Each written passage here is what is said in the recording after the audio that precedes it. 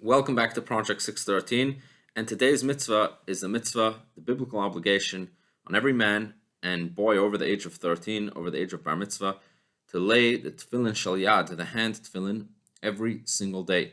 We learned yesterday that it's a mitzvah to wear the tefillin on the head, the tefillin shel rosh, but today we learn the other side of that mitzvah, which is to put on the tefillin on the hand, as the verse says, ukshartam le'ot al yadecha. You shall tie them as a sign on your arm. Now, of what relevance is it that these two, the head and the hand tefillin, are counted as two separate independent mitzvot in the count of 613? One of the practical ramifications from this is, say a person is only able to put on one and not the other. For example, if a person unfortunately is missing his arm, or for whatever reason a person only has the hand tefillin and isn't able put on the head tefillin if he has an injury on his head, still he should only put on one of them and he would be able to make the blessing. And we know this because they are both counted as two independent mitzvot. Of course, if a person has both of them, he's obligated to put on both. Interestingly, the Torah mentions the mitzvah of tefillin 4 times, and that also emphasizes how important this mitzvah is.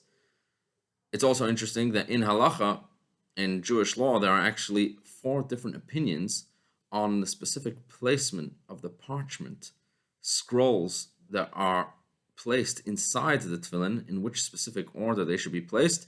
There are 4 different opinions on how that should be placed.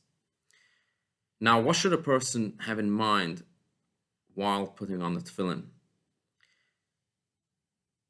The kavanah, the intention that a person should have in mind while putting on the tefillin, as stated in the Shulchan Aruch, is that a person should have in mind that God has commanded us to fulfill this mitzvah in order that we should remember the content of what's written in the portions that are included in the tefillin, which is the story of the Exodus of Egypt, which reminds us about the great miracles that God has performed for our people. And it reminds us about how powerful Hashem is, and that He is in full control of everything that takes place in this world.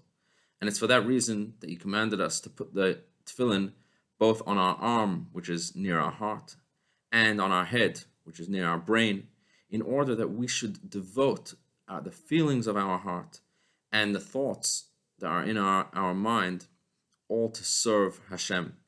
And when doing so, we will be more connected to Hashem, and we will think a bit less about ourselves. That is the kavanah, the intention that a person is supposed to have while wearing the tefillin, and specifically while tying the tefillin every day. Have a wonderful, wonderful day.